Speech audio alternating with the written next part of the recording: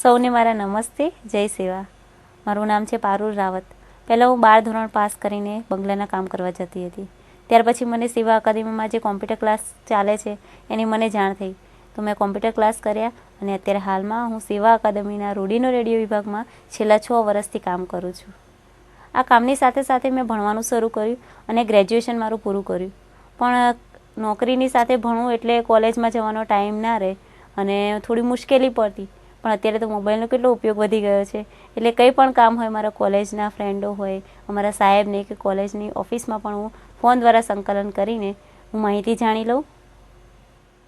અને અત્યારે હાલમાં હું વાત કરું તો મારા પપ્પાનો જ તાજેતરમાં દાખલો છે કે મારા પપ્પાને લોખંડની પાઇપ હતી તો એ સીધી એમના પગ ઉપર પડી, તો પગમાં ફ્રેક્ચર થઈ ગયું, એટલે આખું ઓપરેશન કરીને ટાંકા લીધા.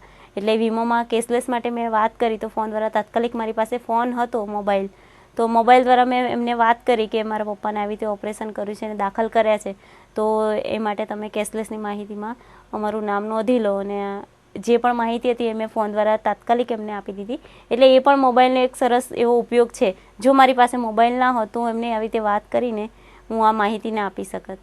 જો અત્યારે જ આવ્યો મારો ફોન. હલો, હા, વીમો સેવામાંથી. હા, બોલો હેતલબેન. હા, સારું. એટલે ક્યારે, મંગળવારે આવશો? હા, ચોક્કસ. મારા પપ્પા હોસ્પિટલમાં જ છે, એટલે તમને ત્યાં મળી જશે. હા, ચોક્કસ આવજો. હું થેન્ક યુ. અને હું રેડિયોમાં કામ કરું છું, તો અમારા દરેક શ્રોતાઓ છે કે જે અમે પ્રોગ્રામ સાંભળે છે, એ લોકો તો એ પ્રોગ્રામના પ્રતિભાવો પણ ફોન દ્વારા આપે છે. એટલે કે બેન, તમારો પ્રોગ્રામ સરસ છે, આ માહિતી અમારે જોઈએ છે. તો એમને જે ઉપયોગી માહિતી હોય, કે સરકારી યોજના છે કે ખેતી છે કે પશુપાલન છે, કોઈ પણ માહિતીની એમને જરૂર હોય તો એ લોકો મોબાઈલ દ્વારા કોન્ટેક્ટ કરે તો અમે તરત તાત્કાલિક એમને માહિતી પણ એમને ઉપયોગી પાડી છે. અને અત્યારે હાલની કિશોરીઓ કે જે કોલેજ હોય કે પછી ઘર હોય, ગમે ત્યારે રસ્તામાં હોય કે બસમાં હોય તો વધારે ઉપયોગ કરે છે મોબાઈલનો. અમુક વાર તો રસ્તામાં એકદમ વાહનો પણ ઊભા રહી જાય, વાત કરતા તો ખબર જ ના કે પાછળ વાહન આવે છે.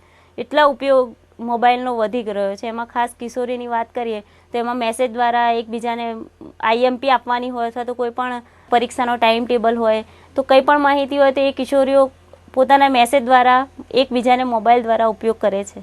અને અત્યારે મારા જે કોમ્પ્યુટર કિશોરીઓ જે આવે છે એ લોકો પણ આવો મોબાઈલનો સરસ ઉપયોગ કરે. મેં સારા મેસેજો કરવા અથવા અહીંયાથી ક્યાંક નોકરી માટે જવાનું હોય તો એ લોકો તાત્કાલિક ફોન દ્વારા સંપર્ક કરે છે. તો એ મોબાઈલનો સરસ એક ઉપયોગ છે. અને ખાસ આપણે વાત કરીએ કે આપણા ઘરમાં કોઈ બીમાર હોય, જેવી રીતે મારા પપ્પાની મેં વાત કરી, એવી રીતે કોઈ પણ બીમારી હોય અથવા કંઈક આકસ્મિક રીતે થાય તો તરત આપણે 108 દ્વારા જે ફોન કરીએ છીએ એ પણ મોબાઈલનો એક સરસ ઉપયોગ છે.